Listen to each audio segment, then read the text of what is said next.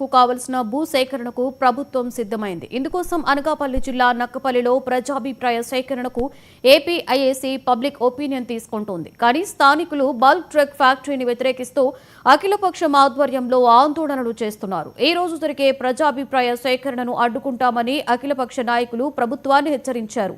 నక్కపల్లిలో ఏపీఐఏసీ ద్వారా 1000 ఎకరాల భూమిని సేకరించారు. ఇతర రాష్ట్రాలలో కాకినాడ జిల్లా తొడంగిలో వ్యతిరేకించిన బల్క్ డ్రగ్ పార్కును నక్కపల్లి మండలంలో ఏర్పాటు చేసేందుకు ప్రభుత్వం ప్రయత్నిస్తే సహించేది లేదని అఖిలపక్షం హెచ్చరిస్తోంది. తహసీల్దార్ ఆఫీస్ వద్ద జరగబోయే ఈ బల్క్ డ్రగ్ ఏర్పాటుకి సంబంధించి ప్రజాభిప్రాయ సేకరణ పెట్టడం జరుగుతుంది. దాన్ని మేము ఖండిస్తున్నాం. ఎందుకంటే ఇక్కడ పక్కన ఉన్న హెట్రో కంపెనీ వల్ల చాలామంది రైతులు కానీ చాలామంది ప్రజలు కానీ ఇబ్బంది పడడం జరుగుతుంది. గతంలో చూసుకుంటే 10 సంవత్సరాల ముందు 15 సంవత్సరాల ముందు చూసుకుంటే ఎవరికి కూడా ఒక జ్వరం వచ్చేది కాదు. అలాంటిది ఇప్పుడు ప్రతి ఒక్కడికి కూడా క్యాన్సర్లతో బాధపడుతున్నారు. కేవలం ఇలాంటి రసాయన కంపెనీలు రావడం వల్లే ఇలాంటి జబ్బులకి పాలయ్యి ఇబ్బంది పడుతున్నారు. కాబట్టి ఒక రసాయన కంపెనీతోనే ఇంత ఇబ్బంది పడుతున్నామంటే ఇప్పుడు మళ్ళీ బల్క్ డ్రగ్ ఏర్పాటు చేయడానికి సిద్ధమవుతుంది ఈ ప్రభుత్వం. కాబట్టి మేము ఈ బల్క్ డ్రగ్ పార్క్ అన్నది వ్యతిరేకిస్తున్నాం. రేపనగా జరగబోయే ప్రభావ సేకరణను కూడా వ్యతిరేకించి ఈ బల్క్ డ్రగ్ ఏర్పాటు రానివ్వకుండా చేయడానికి మేము సిద్ధపడుతున్నాం.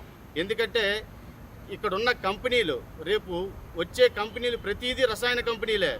ఏది కూడా ప్రజలకు ఉపయోగపడేది కానీ జనాలకు ఉపయోగపడేది కానీ ఇక్కడ రావట్లేదు.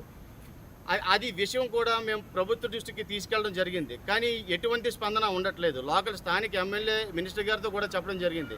కానీ ఆవిడ కూడా ఎటువంటి స్పందన లేదు. రీసెంట్గా మేము చాలా పాదయాత్రలు కానీ వంట వార్పు కార్యక్రమాలు కానీ ఇవన్నీ కూడా చేయడం జరిగింది. కానీ ఎటువంటి స్పందన కూడా అధికారుల నుంచి రావట్లేదు.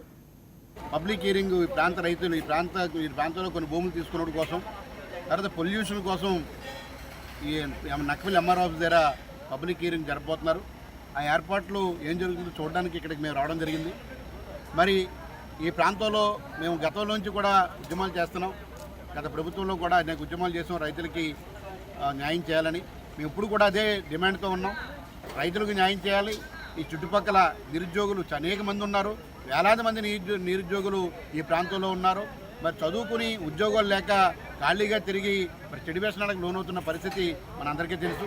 మరి ఈ సందర్భంలో మేమందరం కూడా మరి అనిత గారి ఆధ్వర్యంలో ఈ ప్రాంతం రాబోయే కాలంలో చాలా అభివృద్ధి చెందబోతుంది. ఇక్కడ సుమారుగా 200 బల్క్ డ్రగ్స్ కంపెనీలు కానీ మరి అలాగే మరి మాకు ఆర్సిలర్మిట్టల్ స్టీల్ ప్లాంట్ కానీ 1,60,000 కోట్ల రూపాయలతో స్టీల్ ప్లాంట్ రావడం జరుగుతుంది.